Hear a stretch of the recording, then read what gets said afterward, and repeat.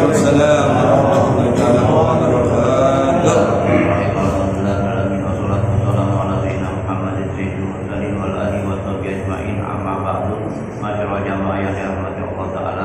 Alhamdulillah, Allah Ta'ala dengan rahmat inayahnya Allah memberikan pada kita bermacam-macam nikmat, nikmat umur, nikmat afiat, nikmat Islam, taufik dan hidayah. Sehingga Allah dapat mengumpulkan kita di tempat yang barokah ini dan mencari ridho Allah Ta'ala. Amin. Dan apa yang kita cari ridho Allah Ta'ala. Bagi di antara kita, keluarga kita, anak usaha kita diberi kesembuhan. Bulan rahmatullah keluarga kita diberi kesalahan iman ibadahnya dijadikan dunia Allah min riyadil jannah.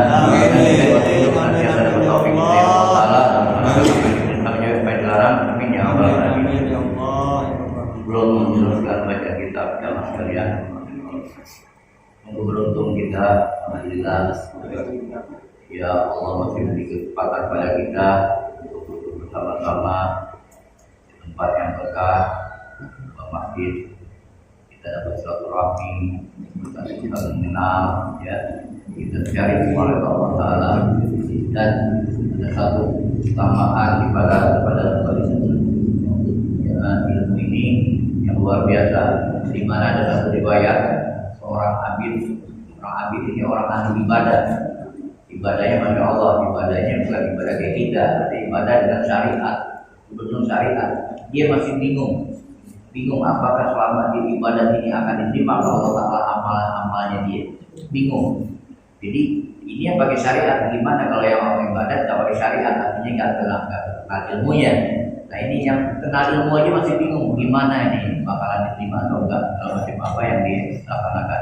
Tapi dengan kita duduk di majelis ilmu, kita yakinnya karena duduk majelis ilmu ini semua dosa-dosa yang ada di kita dia diampuni Allah Ta'ala. Amin. Ya Allah, apa yang kita amalkan selama ini Allah terima amalnya. Ya, Allah jadikan amal soleh dalam akhir hayat kita ya. Untuk orang yang duduk di majelis ilmu. Jadi orang yang duduk di majelis ilmu bukan kehendak dia, kehendak Allah. Kalau kehendak dia nggak bakal sampai. Jadi Allah yang mengiring kita ke tempat ini.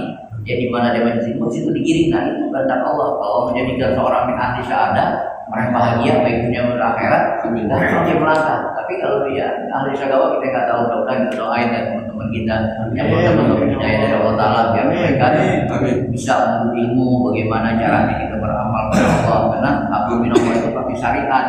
Kalau hablum minanas hubungan manusia nggak pakai syariat, cukup untuk pakai akhlak sudah selesai. Tapi kalau Allah nggak bisa pakai syariat, terutama kita sholat. Alhamdulillah kita sudah membahas dari awal, dari hukum air, ya, dari hukum menghilangkan najis. Sekarang kita masuk ke bab wudu ya, betul. Iya, ini sedikit kita belajar. Ya. Ini untuk apa? Untuk ibadah kita, supaya Allah terima ibadah kita. Jadi sholat kita nggak sia-sia. Karena sholat itu tidak mudah, sholat itu sulit. Ya, maka awalnya sholat. Pertama nanti dihisab Allah Ta'ala bagi seorang hamba itu sholat. Sholat yang benar semua amal benar. Sholat yang benar. Makanya awalnya kita tahu hukum air, mana air yang boleh dipakai dan hukum menghilangkan najis. Kemudian kita cara masuk wudu ini gimana? Tidak. Dari habis wudu nanti baru masalah sholat. Nah, sholat tanpa kita tahu, oh di sini selama ini kita sholat. Kalau menurut aturan yang ada di kitab nggak sama dengan kita. Ya, jadi banyak salahnya. Karena kita sholat sekedar apa ikutan. Tapi kalau apa yang diterangkan di kitab ini bukan ikutan. Ya emang benar harus yang ini. Apa yang dilihat oleh para sahabat Nabi sholat, ya sahabat lihat, sahabat dilihat Nabi sholat kayak kami itu, satu ulama muslimin yang kita pun nggak ketemu mereka, tapi masih ada Allah berikan asal-asal daripada peninggalan dia itu kitab. Nah ini kan tak mungkin dia mengarang kitab ini dengan karangan dia sendiri, kecuali apa yang dilihat. Nah di situ baru ada sanadnya kita sholat betul, karena kita dari lihat Nabi sholat, yang lihat Nabi sholat sahabat. Yang dia sahabat sholat tabiin, tapi terus sampai ulama-ulama solihin. Nah kita ulama solihin kita nggak lihat lagi sekarang. Tapi masih Allah berikan kesempatan apa ini peninggalannya dia, kitab-kitab yang ada sekarang. Nah, nanti di akhir zaman lama-lama nggak ada lagi yang baca kitab. Kalau Al-Quran nanti hilang, tulisannya katanya mau akhir kiamat, mau di akhir dunia.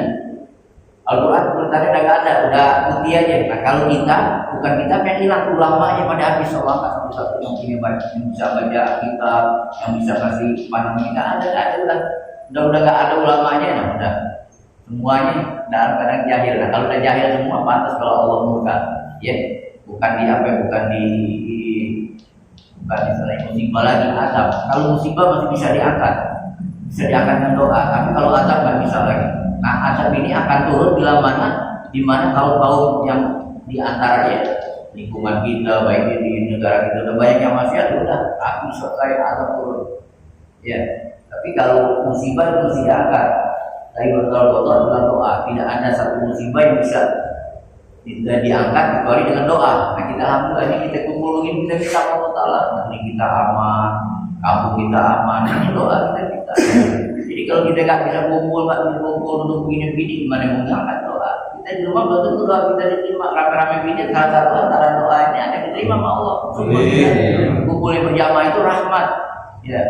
Dengan rahmat Allah Taala udah satu orang berdoa, anak untuk diterima doanya, tapi mungkin yang lain bisa diterima. Kumpulnya kita ya, jadi jangan segan-segan duduk di majelis ilmu kumpul. Terus kita pun perlu menjaga iman ini dengan apa? Dengan segala macam tadi kita baca ratib segala macam ini sama ketenangan. Ya. Nah, kalau kita tenang jiwa kita, ilmu insya Allah masuk terus kita belajar ya. Nah, kita teruskan dari masalah bab halaman 12 ya. Bab wudu ini terang menerangkan masalah wudu. Bismillahirrahmanirrahim.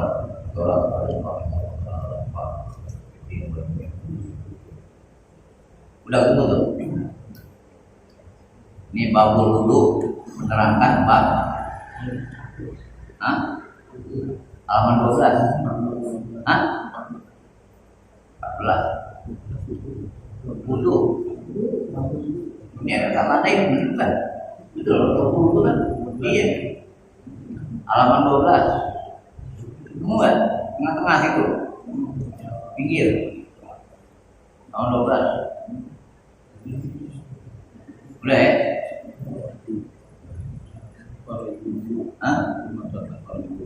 Iya, itulah pakai kita terus ikutin pengajian tinggi itu bukan main. Kalau kita uzur sedikit udah, yang kemarin nggak tahu lagi dah. Tinggi itu bersambung. Mulai air kita tahu, sampai ngaji kita tahu. Nah, sekarang masalah wudhu, habis wudhu ini kan masalah sholat. Masalah sholat gimana? Nah, nanti baru kita tahu, ya. Betul. Bab wudhu ini bab menyatakan mengambil air sembahyang, ya. Tidak artinya wudhu mengambil air sembahyang. Bermula fardu wudhu itu ada 6 perkara. Pertama, ya, fardu artinya fardu itu wajib, ya. Bukan sunnah. Kalau sunnah nggak ada urusan. Kalau fardu wajib, nggak bisa kerjain, nggak sah, udah namanya fardu. Ya, macam kita sholat 5 waktu apa fardu, itu yang kerjain dosa. Tapi kalau sunnah nggak jadi masalah, ya. Tapi jangan meringankan sunnah. Dengan meringankan sunnah akhirnya mungkin pasti lari ke fardu juga, ini ya. Jadi ini bab wudu menyatakan mengambil air sembahyang. Bermula fardu wudu itu ada 6 perkara. Yang pertama niat, tak kala awal membasuh satu suku daripada muka, yakni disertakan niat itu dengan awal membasuh satu suku daripada mukanya, dan tiada disyaratkan berkekalan niatnya hingga membasuh sekalian, dan tiada pada akan menyertainya niat dengan barang yang dahulu daripada muka, seperti diniatkan tak kala membasuh tangan atau kala berkumur-kumur atau menghisap air di hidung. Kalau tiada terbasuh serta satu bagian daripada mukanya seperti buah bibir, mulut, dan jika terbasuh sertanya dan pada dahi dengan tiada tafsil dan tafsil. Artinya begini, pertama kita wudhu itu, pertama itu niat. Artinya niat di mana? Niat itu artinya di hati. Nggak ada yang tahu niat kecuali Allah. Sama manusia tidak ada yang tahu niatnya kecuali Allah. Jadi niat ini ta'aluknya hubungannya ke Allah. Nah, kita niat awalnya niat membasuh muka, dan bagian muka itu kita membasuh muka itu niat. Nah, niatnya di hati. Seperti apa nih kita membasuh muka tuh? Waktu air, ya, bukan kita membasuh tangan. Tangan kita main niat dulu, bukan. Atau kumur-kumur atau masuk air ke mana ke hidung, itu bukan niat, ya. Itu disunahkan istilah kita baca alhamdulillah atau bismillah. Tapi waktu niat ini ada bacaannya, niat dulu ini, ya. Saatnya waktu membasuh muka, bagian daripada muka. Yang namanya muka nih bagian, ya. Ada batas-batas muka tuh. Kemarin kita terang juga ya. Ya batas muka tuh batas tempat tumbuhnya rambut, ya. Yang kalau kemarin ini kepalanya yang tumbuh rambut. Nah ini batas muka itu kemarin tuh, terus kemarin ini sampai dagu ini. Itu namanya tempat namanya muka. Nah disinilah jatuhnya niat nanti waktu membasuh wudhu, ya. Nah niatnya itu tidak terperinci, maksudnya nggak perlu sampai mendetil banget kita itu. Wow, dari mana ini mulainya ini? Yang penting jatuhnya air di bagian muka gitu, maksudnya gitu ya. Jadi nggak terperinci gitu ya.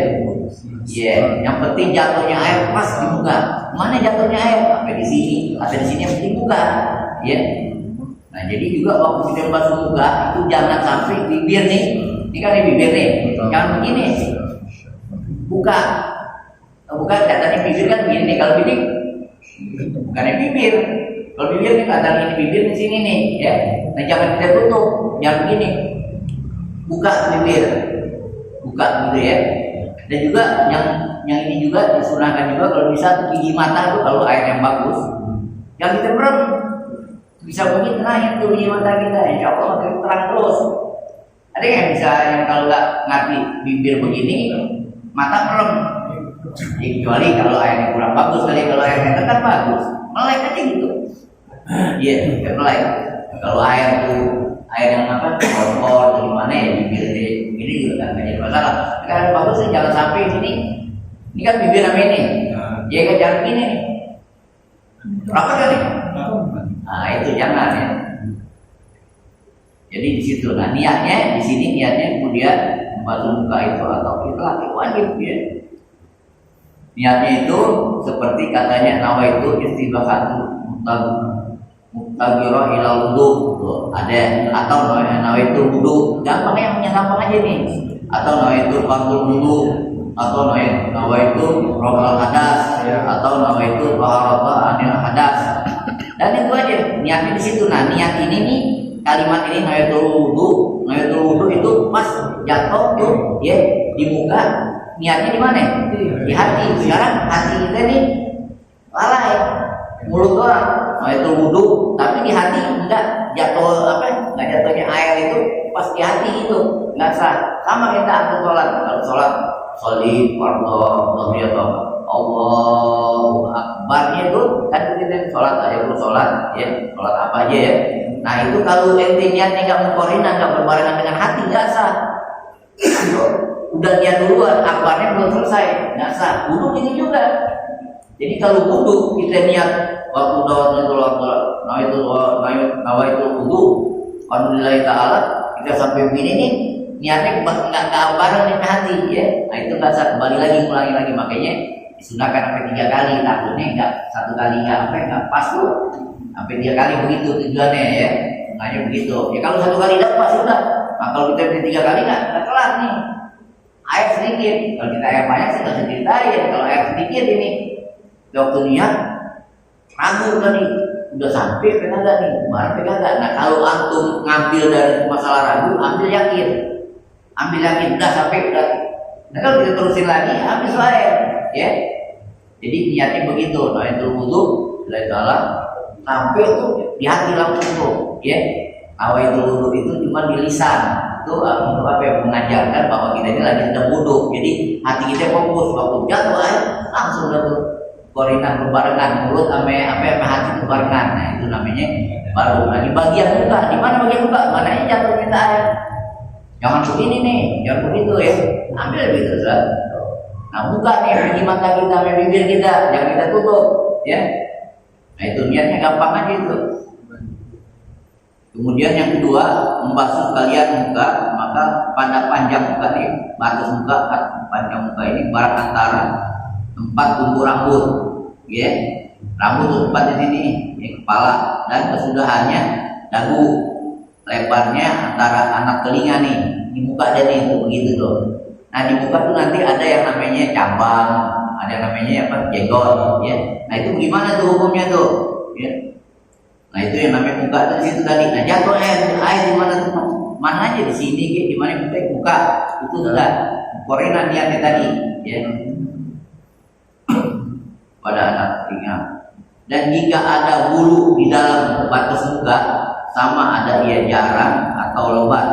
Tuh cabang, jenggot, ada yang jarang, ada yang lebat kan, ya. Nah itu kalau di antara kalau yang jarang itu wajib disampaikan sampai kulitnya. Kalau yang lebat sulit, ya cukup batinnya aja, nggak boleh zohirnya aja, batin nggak jadi masalah. Kalau jenggot itu lebat atau cabang nih, ya.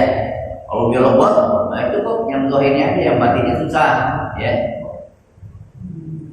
Wajib sampaikan air padanya serta dengan kulitnya yang di bawahnya. Adapun jenggot laki-laki dan buah jenggot atau cabang tali udung sini ya, dengan yang lebat kira-kira tiada kelihatan kulitnya yang di bawahnya, memadilah membasuh zohirnya aja, nggak jadi masalah. Kalau kelihatan kulitnya nih, jenggotnya tebal, ya, bukan panjang, tebal. Kalau panjang beda begini, kalau tebal kan kelihatan kulit. Kalau panjang bisa kelihatan kulit nggak? Bisa aja kalau dia jarang, ya kulitnya wajib. Bukan ininya yang dibasuh jenggotnya, kulitnya juga dibasuh. Tapi kalau yang kulitnya tebal, bulunya tebal, nggak bisa dingin, cukup zohirnya aja, ya. Begitu juga cabang, cukup batinnya, kulitnya aja tuh, basuh zohirnya. Bersalahan yang jarang kira-kira kelihatan kulitnya yang di bawahnya, maka wajib menyampaikan air kepada batinnya dan kulitnya. Kecuali yang jarang tuh, ya, yang jarang tuh seperti apa nih yang bersalahan? Jarang ini seperti apa nih katanya? Jenggot perempuan, jarang yang tebal, ya, atau busa, panci, ya, nggak mungkin dia tebal banget gitu. Nah itu dia wajib tuh sampaikan kepada zohir maupun batin daripada kulitnya maupun bulunya, ya. Dan kali keduanya maka wajib disampaikan air kepada kulitnya keduanya itu. Dan jika itu sekalipun karena nadir, jarang terjadinya jenggot perempuan bupati itu jarang yang punya jenggot. Kalau ada ya pasti dia nggak lebat, ya. Dan dapat disertakan dengan membasuh mukanya itu, membasuhkan satu suku daripada kepalanya dan tengkuknya dan barang yang di bawahnya akan dia. Nah, itu tengkuk nih, ini juga nih kita basuh dia tengkuk gini kan, iya. Waktu kita basuh itu muka tuh, gitu. Ada yang begitu kan, ini tuh tengkuk, dagu di sini, ini dagu kan, ini dagu ya. Terus yang ketiga, tadi yang kedua ya, dagu. Dan ketiga membasuh dua tangan serta dua siku. Nah dari muka baru ke tangan. Cara basuh tangan pun mantu mesti paham. Basuh tangan begini nih tuh, air mari, bukan begini. Paham nggak? Kan ada orang tuh, banyak orang tuh. Jadi bukannya begini nih, begini. Kenapa? Karena kalau dia nggak masuk air ke sini nggak sah. Kalau begini masuk nggak air? Nggak masuk. Hati-hati itu. Ada orang yang nggak paham, dia wudhu di begini tuh. Jadi air tiba di sini, banget. Jadi bukan nggak masuk mari nih. Jadi kalau ada air anjuran gitu di mari gitu. Jadi itu air masuk betul. Tuh basuh tangan begitu. Kalau kita lihatin orang yang wudhu tuh ada yang kurang paham. Dia begini tuh, air jadi tarik ke bawah. Masuk nggak ya? Ambil lagi yang punya gitu, yang punya apa? Kotoran tuh. Cara kuku kurang pelihara. Ya udah nggak sah itu. Karena nggak masuk mana kemarin ini. Kuku makanya jangan pakai merah kuku dah. Kalau merah kuku yang rajinan dikit. Orang-orang hitam banget begitu, ya itu nggak sah itu. Apalagi mencegah apa ya? Masuknya air tercegah. Nah jadi kalau wudhu tuh begini tuh. Ini air yang jatuh udah kemarin itu. Ini udah pasti masuk. Tapi kalau kita begini nih, turun tuh air, nggak masuk kemarin. Paling kena kukunya doang. Dalam kuku nggak kena kan? Nah jadi begini tuh kalau masuk wudhu tuh yang benar tuh begitu. Tangan tuh tiba air tuh. Begini. Ini nggak masuk sini. Tuh yang kedua, yang ketiga membasuh dua tangan serta dua siku sampai sini nih tuh. Ini siku nih namanya sini nih tuh. Di apa? Yang di sini ya, siku nih. Lebih dikit, jangan pada sikunya tuh, sikunya kan sini nih. Lebih dari engkelnya tuh, engkel ke sini nih. Jangan sampai sini. Kalau ini bukan siku namanya. Iya bisa bahu pundak. Nah, ini dari tangan sini, tangannya namanya siku di sini nih tuh. Lebih yang begini. Bapak disuruh sampai sini nih siku kan. Tapi kita ambil ya, ikhtiar hati-hati, kita lebihin dikit, jadi lebih daripada siku. 2 siku, dan jika tiada 2 sikunya diitibarkan pada keduanya, dan wajib membasuh barang yang atasnya 2 tangannya. Andai kata tangannya nggak ada nih, buntung, ya kan? Wajib dia basuh. Wajib juga yang ada aja, yang ada yang sisanya gitu. Oh, tangannya buntung sampai sini, ya kan? Berarti nggak ada tangan, nggak ada siku. Ya sini basuh, di mana ujung tangan itu aja. Kalau yang nggak punya tangan, oh jadi orang yang nggak punya tangan nggak perlu lagi basuh tangan, nggak bisa. Harus basuh, cuma di mana tempat akhir itu tangan yang buntung, di situ aja basuhnya. Ya, 2 tangannya harus, ya, 2 tangannya daripada wajib membasuh barang atasnya 2 tangannya daripada bulunya itu ya. Dan jika lebat sekalipun dohirnya, jadi di tangan ada bulu juga yang lebat, ada ya bulu lebat, susah air masuk nggak jadi masalah. Ada yang punya orang apa yang bulunya yang lebat, orang-orang yang banyak kita lihat itu kan, ya kalau kita jarang kalau banyak itu cukup batinnya ya,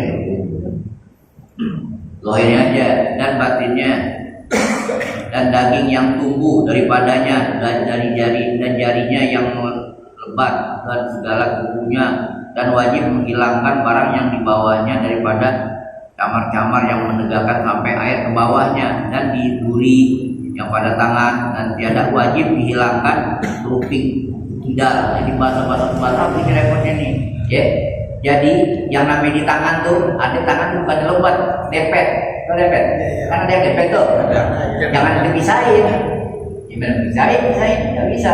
Basuh tuh dia tuh, atau apa aja yang ada di tangan yang nunggu daging, wajib kena air juga, ya.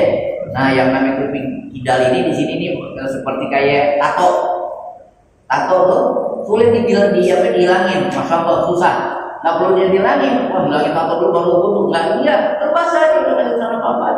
Kecuali dia bisa dihilangkan. Kalau dia nggak bisa dihilangkan jadi bahaya namanya dia. Masya Allah artinya membahayakan dirinya dia, nggak perlu dihilangin. Udah tato aja itu nggak apa-apa.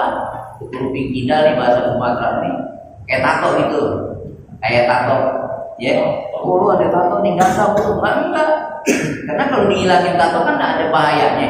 Dipakai apa tuh? Ada yang apa? Pakai sinar apa itu? Sinar. Iya, nah itu yang bahaya bagi diri dia, ya.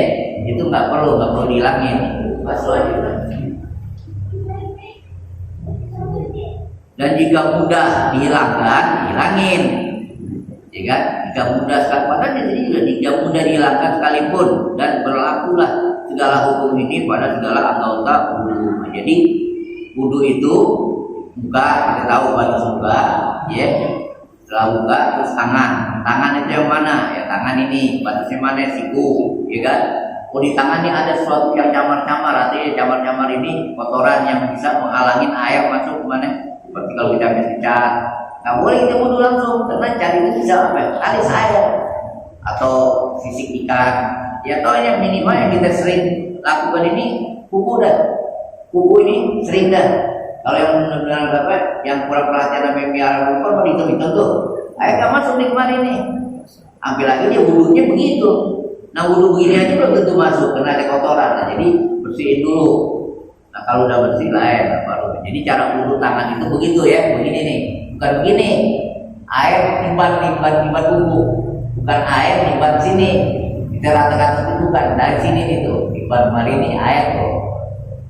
Jadi semuanya bisa masuk ke air. Dimana tangan itu yang lebat-lebat itu tangan yang dempet, atau yang dempet itu ya nggak perlu kita pisahin, itu aja kenain apa?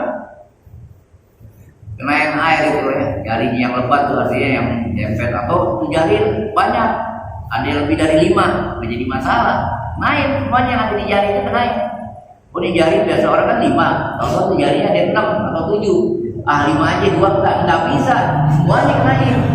Karena itu ada termasuk tangan. Dan wajib menghilangkan barang di bahunya daripada camar-camar yang menegakkan sampai air ke bawahnya. Dan duri, andai kata ada duri nih, duri di tangan kita nih, di duri nggak bisa kita cabut, udah nggak bisa cabut, karena kalau kita cabut jadi bahaya, nggak apa-apa. Padahal di duri kan nggak bisa apa? Bisa ngehalangin air tuh. Kalau yang dicampur jadi resiko, nggak apa-apa. Ya, sama kita tadi tato begitu maksudnya ya. Kalau gampang kita hilangin. Kalau nggak cukup, nggak jadi masalah.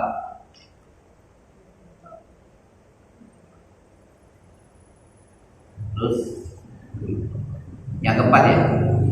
Dan yang keempat, menyapu satu bagian daripada kulit kepala atau menyapu setengah daripada rambut kepala yang di dalam batas kepala. Dan jika satu urat rambut atau setengah, jikalau ditarikan dia keluar. Tarikan dia enggak sini, enggak lengkap baca enggak? Betul ya? Menyapu atas rambut yang disanggul sekira-kira membasuhkan dia serta jikalau ditarikan keluar daripada batas kepala dan memadai pada menyapukan kepala barang yang jadi begini ya gampangnya. Jadi yang nyapu kepala ini kepalanya, ini kepala nih. Kalau ini kan bukan nih yang kan rambut. Nah, untuk menyapu kepala, menyapu yang membasuh lain. Kalau membasuh tuh pakai air. Kalau nyapu kan cuma begini tuh, ya kan? Nyapu membasuh beda. Kalau tangan apa tadi? Menyapu, bukan membasuh. Membasuh. Kalau membasuh, ya begitu kan? Kalau kepala menyapu kepala. Kalau membasuh tuh air. Jadi kalau menyapu kan begini nyapu namanya itu, ya kan? Nah di bagian kepala ini kita sapu, tapi yang namanya di bagian kepala. Andai yang sanggul perempuan, ya kan? Ya kan? Sanggul itu bagian apa? Ini walaupun satu lembar rambut, umpamanya ini sanggul ini kan dikeluarin. Dia nggak perempuan lagi adanya rambutnya panjang. Kalau dia basuh itu rambut cuma di ujung rambut, itu nggak sah. Walaupun satu lembar, paham? Yang sahnya itu ada di kepala. Karena nih satu rambutnya di kepala. Kepala itu di mana aja? Mau di sini kan kepala. Tempat tumbuh rambut namanya kepala. Yang bukan tempat tumbuh rambut itu namanya muka. Beda di antara kepala tuh ada muka, ada kepala. Yang namanya kepala ini ada rambut nih. Ya, nah kita basuh nih, ambil air gini aja nih udah cukup sah. Apalagi pakai begini tuh ya. Nah ya, nah itu kalau membasuh menyapu kan begitu tuh. Nah kalau dia sapu dengan satu lembar rambut aja, misalnya rambut yang disanggul tadi tuh diuraikan ke rambut nih. Ya diambil air begini doang tuh. Itu namanya bukan menyapu kepala itu loh. Rambut. Walaupun satu lembar rambut, tapi kalau dia menyapu kepala, walaupun dengan satu lembar, kan di kepala, ada di mana? Oh, ada nggak di sini, boleh nggak? Boleh. Paham? Ya, jadi nyapunya itu bukan istilah kalau rambutnya disabul orang banyak lah, ambil air begini aja nih, sapu rambut udah keluar, bukan, ya, nggak sah. Jadi yang disapu itu rambut yang ada di kepala, walaupun satu lembar tuh rambut, ya, itu sapu tuh.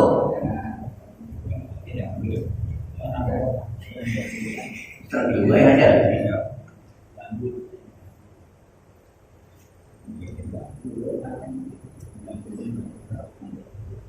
Jadi kalau ada yang nyanggul nggak laki nggak perempuan kan juga kan. Laki ada, perempuan ada.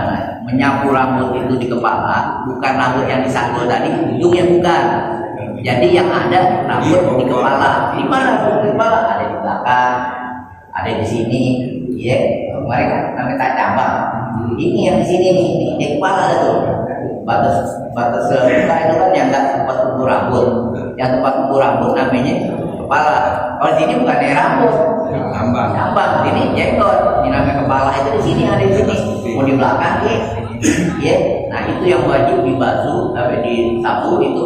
Walaupun satu lembar cuma nih ujung rambut, tapi kena aja adanya di kepala gitu ya. Tapi kalau yang diuraikan tadi seperti kayak sanggul, nggak bisa. Oh nih harusnya perempuan nih bukan sanggulnya diambil air atau basuh kepala begini aja nih atau di batu gitu, itu bukan.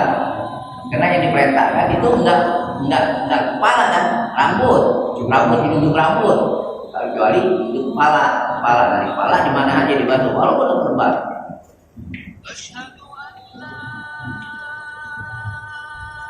Terus yang kelima ya,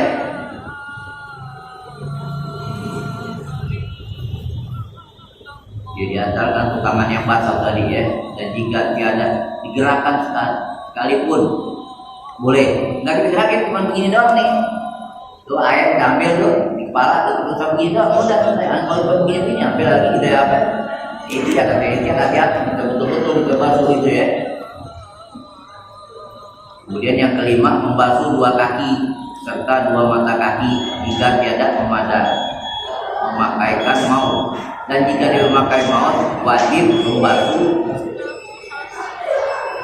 membasuh maut itu, membasuh kakinya. Dan di sini membasuh dua kaki, kalau ada kita pakai maut itu pakai ini yang kulit sepatu kulit. Kita enggak ada ini pakai di negeri Arab tuh sampai sekarang pakai ini yang sepatu kulit sampai maut itu sepatu kulit. Nah itu kalau andai kata dia membasuh kakinya ada itu sepatu kulit, dia cukup dibasuh sepatunya itu, nggak akan dilepas, karena kalau dilepas itu ada resiko, kulit itu dia basuh, jadi itunya sepatunya itu kalau Pinang itu mau itu tuh sepatu kulit yang kayak di dalam yang bisa untuk melindungi dia itu. Nah itu kalau basuh kaki saya katakan dia cukup itunya dia diusap ya. Nah kecuali itu, itu ada lagi nanti aturannya berapa lama dia mesti pakai itu, bukan lama-lamanya, berapa hari, 3 hari gimana juga ya. Nah itu cukup kayak perban, orang yang pakai kena perban misalnya di tangan nih, yang bawa wudhu ada perban, itu nanti namanya hukum jabiro, hukum perban. Gimana caranya nih? Kalau dibuka kan nggak mungkin, kita mesti wudhu, mesti kena air. Nah itu kita nggak pakai kena air semuanya, nggak apa-apa, pokoknya perban yang dingin itu ya. Tapi nanti dia kalau hukum jabiro tuh ada aturan-aturan tertentu. Kalau kita waktu perban, andai kata waktu kita di perban, kita nggak belum di perban kita belum wudhu itu. Nah itu nanti ente selama ente perban itu ente wajib boto untuk sholat. Kalau udah wudhu, itu lagi ada hukum jabiro namanya lain lagi ya. Jadi seperti ini contohnya itu kalau sepatu itu ya nggak terbuka, kayak perban gitu ya. Cukup perbannya atau sepatunya itu. Kalau kaki ada mautnya itu.